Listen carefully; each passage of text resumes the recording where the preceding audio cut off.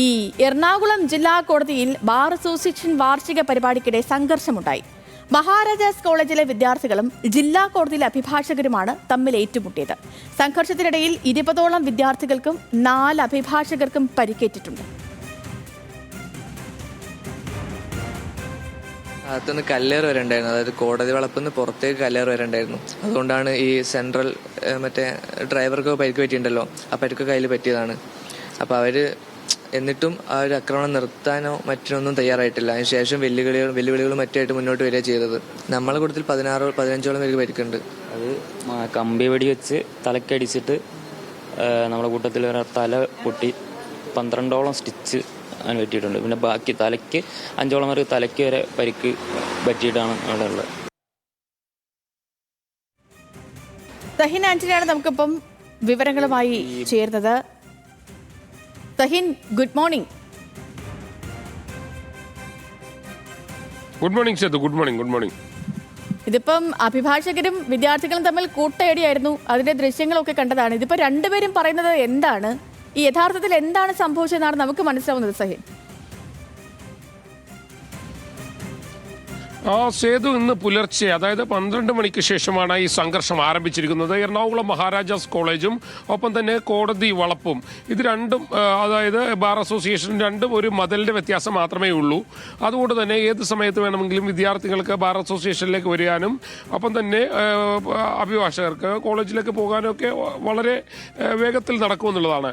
ഇന്നലെ ബാർ അസോസിയേഷന്റെ വാർഷികാഘോഷം നടക്കുകയായിരുന്നു. രാത്രിയായിരുന്നു ഈ വാർഷികാഘോഷം, ഏറെ നീണ്ടുപോയി. ഈ അതേ സമയത്ത് തന്നെ കോളേജിൽ ഇന്ന് ചില ആഘോഷ പരിപാടികൾ നടക്കാറുണ്ട്. അതിന്റെ ഭാഗമായിട്ട് വിദ്യാർത്ഥികൾ കൊടിതോരണങ്ങൾ തൂക്കുന്നതിന് വേണ്ടി കോളേജിലുണ്ടായിരുന്നു. രാത്രി 12 മണിയോടുകൂടി അഭിഭാഷകരുടെ ആരോപണമെന്ന് പറയുന്നത് ചില വിദ്യാർത്ഥികൾ അവരുടെ ആഘോഷത്തിലേക്ക് നുഴഞ്ഞു കയറി. അത് പിന്നീട് തർക്കമായി, പിന്നീട് പ്രശ്നമായി. വിദ്യാർത്ഥികളാണ് കുഴപ്പമുണ്ടാക്കിയതെന്ന് അഭിഭാഷകർ ആരോപിക്കുന്നു. അതേസമയം വിദ്യാർത്ഥികൾ പറയുന്നതാകട്ടെ, മദ്യപിച്ചെത്തിയ അഭിഭാഷകർ ഈ കൂട്ടത്തിൽ ഒരാൾ സിഗരറ്റ് വലിക്കുകയും ആ സിഗരറ്റിന്റെ പുക ഊതി മറ്റൊരു വിദ്യാർത്ഥിയുടെ മുഖത്തേക്ക് ഊതി വിടുകയും ചെയ്തു എന്നുള്ളതാണ്. അവിടെ നിന്നാണ് സംഘർഷം ആരംഭിക്കുന്നതെന്ന് വിദ്യാർത്ഥികൾ പറയുന്നു. അങ്ങനെ പരസ്പര ആരോപണ പ്രത്യാരോപണങ്ങൾ നടത്തുന്നതിനിടയിൽ ഇവരെ പരസ്പരം ആക്രമിക്കുകയും ചെയ്തു.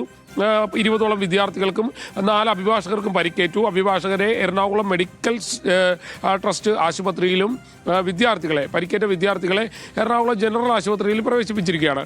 മാത്രമല്ല, ഇന്നലെ രാത്രി വലിയ സംഘർഷപൂരിതമായിരുന്നു ആ പ്രദേശം എന്ന് പറയുന്നത്.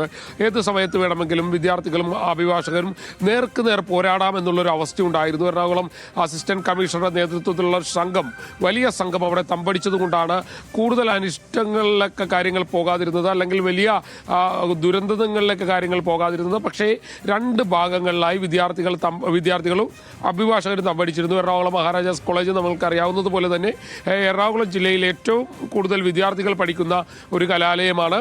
മാത്രമല്ല, ഹോസ്റ്റലുണ്ട്.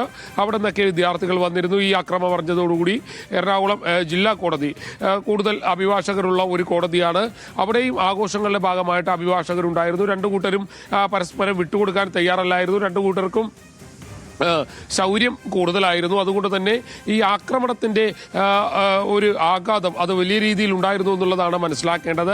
പരസ്പരം കസേരകളും കമ്പുമെല്ലാം കൊണ്ട് ആഞ്ഞടിക്കുന്ന ഒരു സമീപനം ഉണ്ടായിരുന്നു. എറണാകുളം മെഡിക്കൽ ട്രസ്റ്റ് ആശുപത്രിയിൽ കിടക്കുന്ന അഭിഭാഷകരിൽ ചില ആളുകളുടെ പരിക്ക് ഗുരുതരമാണ്. വിദ്യാർത്ഥികളുടെയും കയ്യും കാലൊക്കെ ഒടിഞ്ഞിട്ടുണ്ട്. അങ്ങനെ കാര്യമായി പരസ്പരം ആക്രമിക്കുന്ന ഒരു രീതിയാണ് ഈ 2 കൂട്ടരും സ്വീകരിച്ചത്. എന്തായാലും പോലീസും വിട്ടുകൊടുക്കാൻ തയ്യാറല്ലായിരുന്നു. പോലീസ് തമ്പടിച്ചിരുന്നു. ആരെങ്കിലും അക്രമം ഉണ്ടാക്കിയാൽ അവരെ ലാത്തി ഉപയോഗിച്ച് കൈകാര്യം ചെയ്യാൻ തന്നെയാണ് പോലീസും തീരുമാനിച്ചിരുന്നത്. പക്ഷേ ഇന്ന് വിദ്യാർത്ഥികളും അഭിഭാഷകരും അവർ പിന്നോട്ട് പോകുന്നില്ല എന്നുള്ളതാണ് മനസ്സിലാക്കാൻ കഴിയുന്നത്. വരും മണിക്കൂറുകളിൽ ഇതിന്റെ ഒരു ആഫ്റ്റർ എഫക്ട് നിലനിൽക്കുന്നുണ്ടല്ലേ? തീർച്ചയായിട്ടും അത് തള്ളിക്കളയാൻ കഴിയില്ല. കാരണം ഞാൻ നേരത്തെ സൂചിപ്പിച്ചതുപോലെ തന്നെ മഹാരാജാസിൻ്റെയും ലോ കോളേജ് ഈ പറയുന്ന അഭിഭാഷകരുടെ സംഘടനയുടെയും ചേംബറിൻ്റെയും ഈ ഓഫീസുകളും കോളേജും തൊട്ടടുത്താണ്. ഒരു മതിലിൻ്റെ വ്യത്യാസം മാത്രമേ ഉള്ളൂ. അതുകൊണ്ട് തന്നെ ഈ 2 കൂട്ടരും ഏത് സമയത്ത് വേണമെങ്കിലും പരസ്പരം പോരടിക്കാം. പോലീസ് കൃത്യമായ കാവൽ ഏർപ്പെടുത്തിയിട്ടുണ്ടെങ്കിലും ഈ വിദ്യാർത്ഥികളൊട്ടും വിട്ടുകൊടുക്കാൻ തയ്യാറല്ല, അഭിഭാഷകരും വിട്ടുകൊടുക്കാൻ തയ്യാറല്ല. കാരണം ശൗര്യം കൂടി അഭിഭാഷകരാണ് ഇവരൊക്കെ. ഈ മഹാരാജാസ് കോളേജിലും തൊട്ടടുത്തുള്ള എറണാകുളം ഗവൺമെൻറ് ലോ കോളേജ് കോളേജിൽ പഠിച്ചുപോയ വിദ്യാർത്ഥികളാണ് പിന്നീട് അഭിഭാഷകരായി മാറിയത്. അതുകൊണ്ട് തന്നെ അവർ പണ്ട് ചെയ്ത കാര്യങ്ങൾ ഇപ്പോൾ അതൊക്കെ ആവർത്തിക്കുമ്പോൾ അവർക്കും വിട്ടുകൊടുക്കാൻ തയ്യാറല്ല എന്നുള്ളതാണ് മനസ്സിലാക്കേണ്ടത്. എന്തായാലും ഇത് തുടർ സംഘർഷങ്ങളോ തുടർ പ്രവർത്തനങ്ങളൊക്കെ ഉണ്ടാകുമെന്നുള്ളതാണ് മനസ്സിലാക്കേണ്ടത്. സേതു. ഓക്കെ സഹിൻ, അപ്പോൾ ഒന്ന് സൂക്ഷിച്ചൊക്കെ നിൽക്കും. ഇനിയിപ്പോൾ വീണ്ടും അങ്ങോട്ടൊക്കെ പോവേണ്ടി വരും. തുടർ സംഘർഷത്തിന് സാധ്യതയൊക്കെ ഉണ്ടെങ്കിൽ ഒന്ന് കരുതിയിരിക്കൂ സഹിൻ ആന്റണി. ഓക്കെ അപ്പോൾ